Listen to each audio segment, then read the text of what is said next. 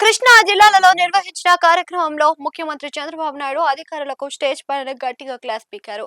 వివిధ శాఖల పనితీరుపై ప్రజలు ఇచ్చిన ఫీడ్బ్యాక్ ను ప్రత్యక్షంగా వేదికపై చదివి వినిపించారు.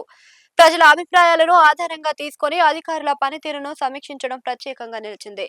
Ration R and B, RTC, police, RTI వంటి కీలక శాఖల అధికారుల పనితీరుపై సీఎం అసంతృప్తిని వ్యక్తం చేశారు.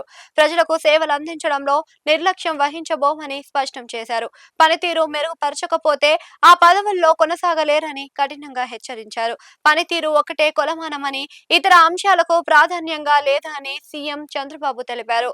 ప్రజల నమ్మకాన్ని నిలబెట్టుకోవడం ప్రతి అధికారికి బాధ్యత అని గుర్తు చేశారు. అలాగే పనితీరును ఎన్ని రోజుల్లో మెరుగుపరుస్తారో అనేది వేదికపైన అధికారులతో చెప్పించారు. ఇక మంచి పనితీరు కనబరిచిన అధికారులను కూడా సీఎం ప్రశ్నించి వారు తీసుకున్న చర్యలపై వివరాలు తెలుసుకున్నారు. మంచి పనిని గుర్తిస్తూ ఇతరులకు ఆదర్శంగా నిలవాలని సూచించారు. మొత్తంగా ఈ కార్యక్రమం ద్వారా అధికారులకు కఠిన సందేశాన్ని ఇచ్చిన సీఎం చంద్రబాబు ప్రజల సేవల్లో మరింత చురుకుదనం అవసరమని స్పష్టం చేశారు.